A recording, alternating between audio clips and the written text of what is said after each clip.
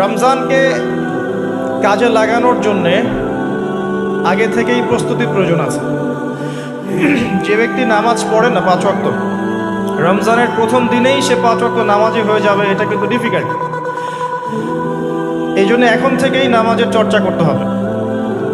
রমজানে কয়েকটা কাজ খুব বেশি গুরুত্ব দিয়ে করবেন। 1 নাম্বার, জামাতের সাথে 5 ওয়াক্ত সালাত পারা যাবে ইনশাআল্লাহ। 2 নাম্বার, নিজের মালের যাকাত দিয়ে দিবেন। এটা কি ব্যবসায়িক সমিতির উদ্যোগে প্রোগ্রাম?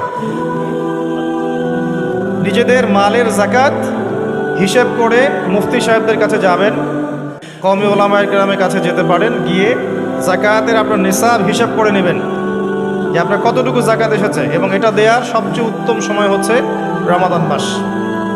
যাকাতগুলো দিয়ে দিবেন, আল্লাহ পাক তৌফিক দান করুন। সাদাকাতুল ফিতর দিবেন রমজান মাসে। তারাবির সালাত অবশ্যই অ্যাটেন্ড করবেন, তারাবির সালাত মিস করবেন না।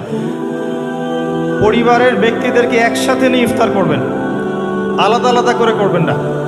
বেশি থেকে বেশি মানুষকে ইফতার করাবেন, সামাজিকভাবে, রাষ্ট্রীয়ভাবে, সংগঠনের উদ্যোগে বা ব্যক্তিগত পর্যায়ে বেশি থেকে বেশি মানুষকে ইফতার করাবেন। এবং কোরআনুল কারীমকে বেশি সময় দিবেন। প্রতিদিন অন্ততপক্ষে 1 পারা করে তেলাওয়াত করবেন। যারা হাফেজ কোরআন তারা পুরো কোরআন হিফজ আবার চর্চা করবেন। যারা আরও বড় লেভেলে আছেন কোরআন গবেষণা করবেন। 5 ওয়াক্ত নামাজের পরে একটা করে হাদিস পড়ার চেষ্টা করবেন মসজিদের মধ্যে।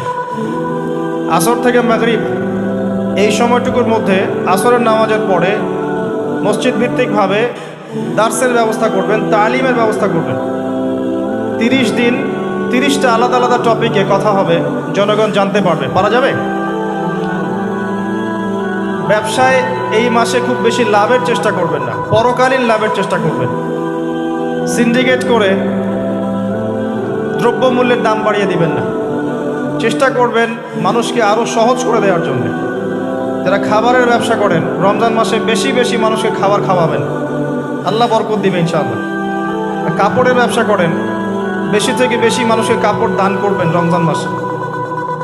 রমজানে মুসলিমদের নিত্য প্রয়োজনীয় যে দ্রব্যগুলো আছে এগুলো যারা বিক্রি করেন তাদের প্রতি অনুরোধ থাকবে যে কৃত্রিম সংকট সৃষ্টি করে দাম বাড়াবেন না, বরং মানুষের জন্য সহজ করে দিবেন। আল্লাহ আপনার রিজিকে বরকত দিবে ইনশাআল্লাহ।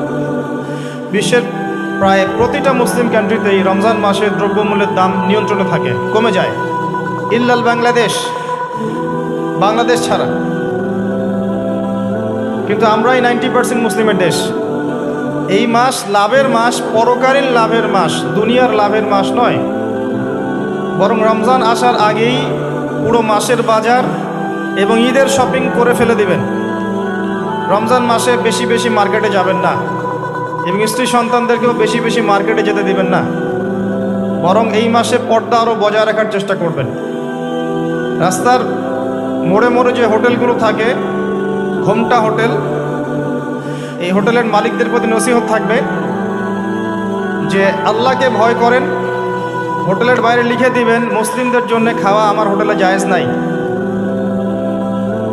এটা করবেন, ঘোমটা না দিয়ে ওখানে লিখে দিবেন যে আপনি মুসলিম হয়ে থাকলে আল্লাহকে ভয় করুন, আমার হোটেলে মুসলমানদের জন্য আলাদা করে খাওয়ার কোনো জায়গা নাই রোজা রাখা অবস্থায়। সেলুনে আছেন যারা, সেলুনে লিখে দিবেন রমজান মাসে আমি দাড়ি কাটি না, কমপক্ষে লিখে দিবেন যে আমার দোকানে দাড়ি শেভ করা হয় না।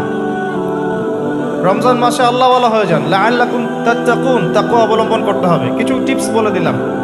সবচেয়ে বড় কথা হচ্ছে মানসিক প্রস্তুতি। রমজান আসতে যাচ্ছে, একটা মানসিক প্রিপারেশন।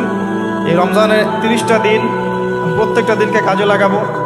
প্রতিটা দিন আমি কোরআনের কিছু অংশ পড়ব, হাদিস কিছু পড়ব, 2টা কথা মানুষকে দাওয়াত দিব, ইফতার করাবো মানুষকে, সাধ্যমতো দান সাদাকা করব, তারাবির সালাতে হাজির হব, কোরআন খতম দিব। এই কাজগুলো করতে কি সরকার বাধা দিবে? প্রশাসন বাধা দিবে? এগুলো আমাদের হাতে আছে। আল্লাহ পাক আমাদের সবাইকে তৌফিক এনায়েত করুন, আমিন।